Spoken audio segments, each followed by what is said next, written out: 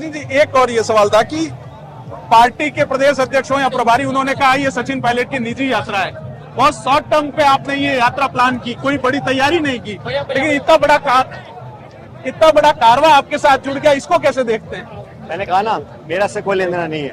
मैंने सिर्फ इश्यूज को उठाया, उन इश्यूज को पब्लिक ने सही समझा होगा, इसीलिए लोग अपना काम छोड़कर इतनी कड़कती धूप पे हमारे साथ चल रहे हैं। जहाँ तक प्रभारी साहब और अध्यक्ष जी की बात है, उन्होंने क्या बोला मैं इसमें कॉमेंट नहीं करना चाहता हूँ। रामा जी ने बोला हमारे पारिवारिक दोस्त हैं, तो उनको मैं पारिवारिक दोस्त ही मानता हूँ।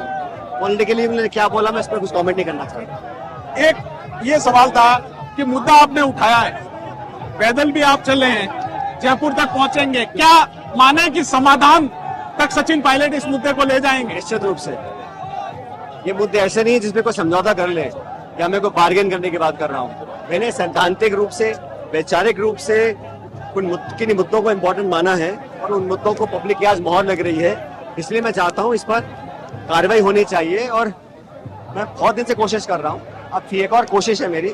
मुझे उम्मीद है कि पब्लिक की आवाज को इग्नोर नहीं कर सकता, नेता हो, पार्टी हो, सरकार हो। वैसे भी ये जो कार्रवाई करनी है, इसमें एआईसीसी क्या कर सकती है? ये सरकार को करना है, राजस्थान सरकार करेगी, इसमें एआईसीसी क्या कर सकती है?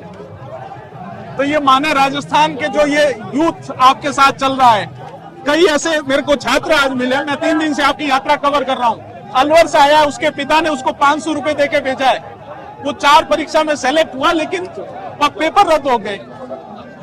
आपके पीछे उसके चप्पल में 3 छेद है सर। अब ये तो मैं कह रहा हूँ, ऐसे कितने नौजवान लड़के लड़कियां होंगे, शिक्षित हैं, और बेरोजगारी देश में बहुत बड़ा मुद्दा ऑलरेडी है। लेकिन जब बेरोजगारी है और फिर नौकरियों में और पेपर में और इंटरव्यू में और पारदर्शिता नहीं होती ना, ट्रांसपेरेंसी नहीं होती, तो दुख दुगना हो जाता है। इसलिए मैं चाहता हूँ सिस्टम साफ हो, मूल से परिवर्तन हो, पूरी संस्थाओं को ऐसा बना दिया जाए जिसमें किसी को आरोप लगाने की गुंजाइश ही ना बचे। अब वो जयपुर में एक पेपर लीक के एक दलाल के किराए के मकान पे बुलडोजर चला दिया, अच्छा किया। लेकिन कटारा जो अरेस्ट हुए आरपीसी मेंबर, उनके मकान पे अभी तक बुलडोजर क्यों नहीं चलाया? अगर बुलडोजर चलाना ही न्याय है तो ये जो है ना कार्रवाई, ये समान होनी चाहिए। ये अब जारोली थे, आरपीसी चेयरमैन थे, क्या हुआ उनका? बर्खास्त किया, अब केस हुआ नहीं हुआ किसी को पता ही नहीं है। इस प्रकार से लोगों का विश्वास टूट जाता है अगर कार्रवाई नीचे तक नहीं होती। अब हो सकता है उसके तार और के जुड़े हों, वहां तक कैसे पहुंचेंगे?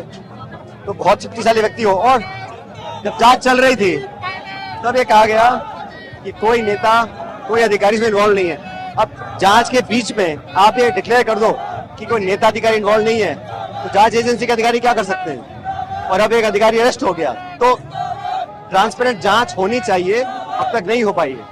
लेकिन मुख्यमंत्री जी तो कहते हैं कि जैसे कल उन्होंने कहा कि उन्होंने कहीं सुना था, वो कह दिया। मैंने बहुत सी बातें सुनी है,